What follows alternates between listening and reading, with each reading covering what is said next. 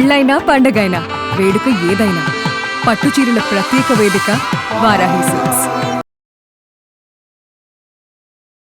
Suman TV ప్రేక్షకులకు నమస్కారం. ప్రస్తుతం మనతో పాటు ఉన్నారు సుప్రసిద్ధ జ్యోతిష్య వాస్తు పండితులు బ్రహ్మశ్రీ డాక్టర్ నాయకంటి మల్లికార్జున శర్మ గురుగారు. మరి శ్రీ పరాభవ నామ సంవత్సరం ద్వాదశ రాశుల వారికి ఏ విధంగా ఉండబోతుందో తెలియజేయడానికి గురుగారు సిద్ధంగా ఉన్నారు, తెలుసుకుందాం. గురుగారు నమస్కారం.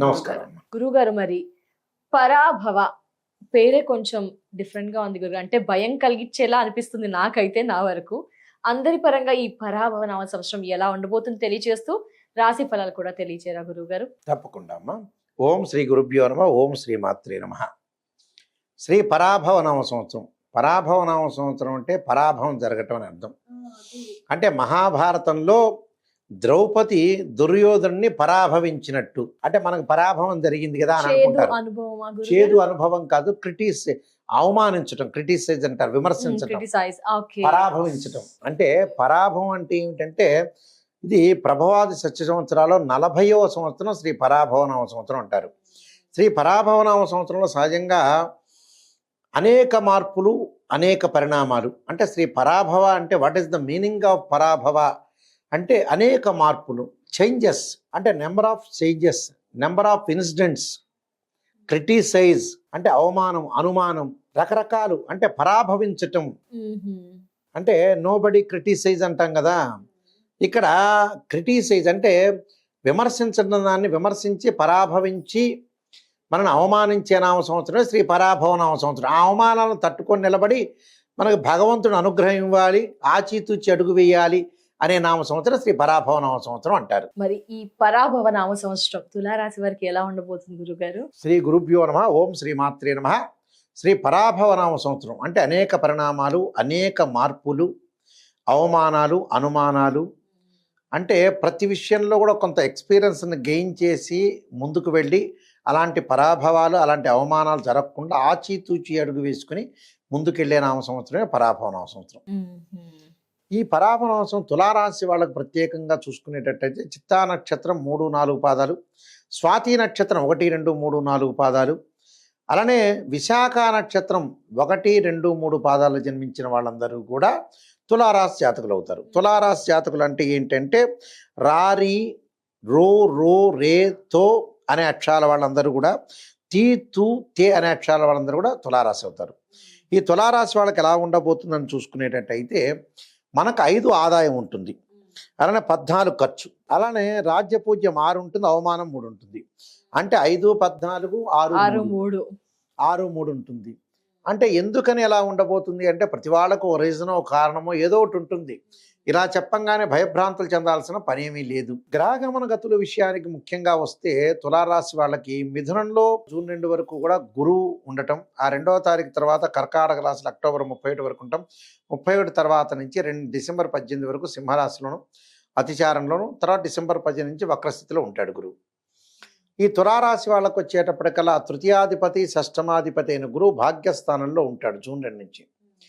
జూన్ 2 వరకు అనుకూలంగా ఉంటుంది, ఎలాంటి ప్రాబ్లం లేదు. జూన్ 2 వరకు కూడా చాలా అద్భుతమైన రిజల్ట్స్ వచ్చే అవకాశాలు ఖచ్చితంగా. మళ్ళీ జూన్ 2 నుంచి అక్టోబర్ 30 వరకు మిశ్రమ ఫలితాలు ఉంటాయి, 31 నుంచి డిసెంబర్ 18 వరకు మళ్ళీ బాగుంటాయి. అంటే గురువు టోటల్గా ఎక్కువ % బాగున్నాడు అని అర్థం. అంటే గురువు ఎలా ఉంటాడు? యశస్సునిచ్చేవాడు, కీర్తినిచ్చేవాడు, ఆర్థిక పరంగా లాభాలు ఇచ్చేవాడు, ధనం మూలం మిదం జగతాన్ని ధనాన్ని ఇచ్చేవాడే గురువు. ఆ గురువు అనుకూలంగా ఉండటం వల్ల అనుకూలమైన ఫలితాలు జరిగే అవకాశాలు ఎక్కువ ఉంటాయి. మనం 8, 14 అనుకున్నాం. సహజంగా ఏమిటి అని అంటే డబ్బులు అనేది వచ్చే అవకాశం ఒకటి ఉంటుంది.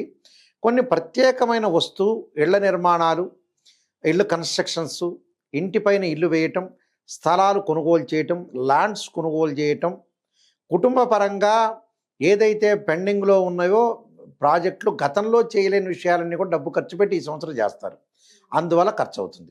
అధిక ప్రయాణాలు, వాహన ప్రాప్తి, వాహనం కొనుగోలు చేయటం, బంగారు నగలు కూడా కొనుగోలు చేసే అవకాశాలు ఎక్కువ ఉంటాయి. సో గురువు వల్ల కొంత లాభం కలుగుతుంది. శని వల్ల ఎలాంటి లాభం కలుగుతుంది అనంటే చతుర్థాధిపతి, పంచమాధిపతి షష్టమంలో ఉండటం వల్ల శత్రులు మిత్రులుగా మారిపోవటం, ధనధాన్య వృద్ధి, అధిక లాభాలు, దూర ప్రయాణాలు చేయటం, విదేశాలకు వెళ్ళే అవకాశాలు ఎక్కువ ఉండటం జరుగుతుంది. జూలై 25 వరకు ఇలా జరుగుతుంది. జూలై 25 నుంచి స్థానచలనం, ఉద్యోగంలో ప్రమోషన్లు, స్థానచలనం జరగటం, వ్యాపారాన్ని వేరు ప్రాంతాలకు విస్తరణ చేస్తారు. ఎక్స్పాండ్ అంటే హైదరాబాద్లో ఉన్న వ్యాపారాన్ని గుంటూరులో ట్రాన్స్ఫర్ చేయటం, ఎక్స్పాండ్ చేయటం. గుంటూరులో ఉన్నది హైదరాబాదు, విజయవాడలో ఉన్నది హైదరాబాదు. అలాగ షిఫ్టింగ్ అని కాదు, ఫ్రాంచైజ్ ఫ్రాంచైజ్ ఎదగటం ఎదగటానికి హైదరాబాద్లో, కరీంనగర్లో లేదా కర్నూలులో డెవలప్మెంట్ అనేది ఉండే అవకాశాలు ఎక్కువ ఉంటాయి. రాహు యొక్క బలాన్ని కూడా చూసుకునేటైతే స్థానచలనం జరుగుతుంది. విదేశాలకు ప్రయాణం చేసే అవకాశాలు ఎక్కువ ఉంటాయి. విదేశీయానం కలిసి వచ్చే అవకాశం ఎక్కువ ఉంటుంది. అలానే కేతు యొక్క ప్రభావం అంటే ఏంటంటే డిసెంబర్ 7 వరకు కేతు సింహరాశిలో ఉంటాడు. ఆ తర్వాత కర్కాటక రాశిలోకి వెళ్తాడు. ఈ రాశి వాళ్ళకి ఏంటంటే లాభస్థానంలో కేతు ఉండటం వల్ల మెడికల్ వాళ్ళకి కానీ, డాక్టర్స్ కానీ, రక్షణ శాఖ కానీ, పోలీస్ డిపార్ట్మెంట్ వాళ్ళకి, వీళ్ళందరికీ కూడా ఉన్నతమైన పదవులు వచ్చే అవకాశాలు ఎక్కువ ఉంటాయి. ఆర్థిక పరంగా లాభాలు కలుగుతాయి. వాళ్ళు చేస్తున్న ప్రొఫెషన్లో సంతృప్తికరంగా ఉండే అవకాశాలు బాగా ఎక్కువ ఉంటాయి. శుక్రుడు వల్ల వివాహ ప్రయత్నాలు సఫలీకృతం అయితే వీళ్ళకి వివాహాల్లో ముందుకు వెళ్తారు. రవి వల్ల ఉద్యోగ ధర్మాన్ని పాటిస్తారు. బుధుడు వల్ల రకరకాల వ్యక్తులు వచ్చి ఈ బిజినెస్ చెయ్యి, ఆ బిజినెస్ చెయ్యి అని చెప్పేవాళ్ళు ఎక్కువ మంది అవుతారు. అంటే ఉన్న బిజినెస్ కంటే డిఫరెంట్ బిజినెస్ చేసే అవకాశాలు ఎక్కువ ఉంటాయి. కొన్ని విషయాలు మనం చూసుకునేటట్టయితే ధాన్యనాశో ధనచ్ఛేద వృధా సంచారణం భయం అంటారు.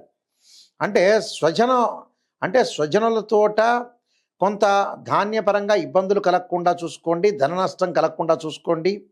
అలానే వృధా ప్రయాణాలు వెళ్ళొద్దండి, అనవసరమైన ప్రయాణాలు. ఉద్యోగులకి పైన అధికారుల వల్ల కొన్ని ఇబ్బందులు కలగకుండా చూసుకోండి. భాగస్వాములతో అభిప్రాయ భేదాలు కలగకుండా చూసుకోండి. అలానే మిగతా విషయాల్లో కొంత కోర్టు సమస్యలు రాకుండా చూసుకోవాలి. మెడికల్ వ్యాపారులకి మధ్య రకమైన లాభాలు. ఇనుము, సిమెంటు, కిరాణా, ఫ్యాన్సీ, మెడికల్, వస్త్రాలు, పండ్లు, పూలు, అలానే హోటల్స్ వాళ్ళందరికీ కూడా వ్యాపారం నందు నష్టం రాకుండా చూసుకోండి, జాగ్రత్త వహించండి. అంటే ఇవన్నీ కూడా కొంచెం జాగ్రత్తలు వహించాలి. సాఫ్ట్వేర్ రంగం వాళ్ళందరికీ కూడా ఉద్యోగాలు నిలబడలేకపోవటం, వేరే ఉద్యోగాలకు ప్రాకులాడటం, వ్యాపారులకు కొంత అనుకూలమైన కాలం కాకపోవచ్చు అని చెప్పవచ్చు. అంటే కాదు అని అర్థం.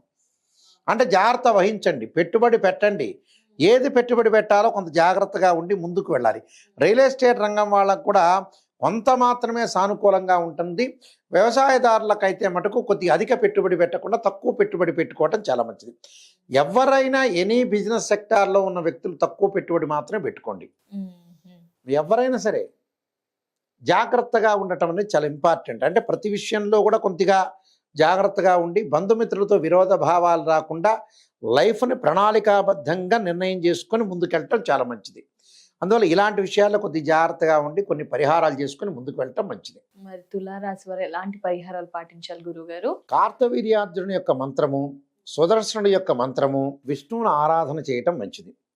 విష్ణుని ఆరాధనతో పాటు సూర్య భగవాను ఆరాధన చేయాలి. సూర్య అష్టకాన్ని చదువుకోవాలి.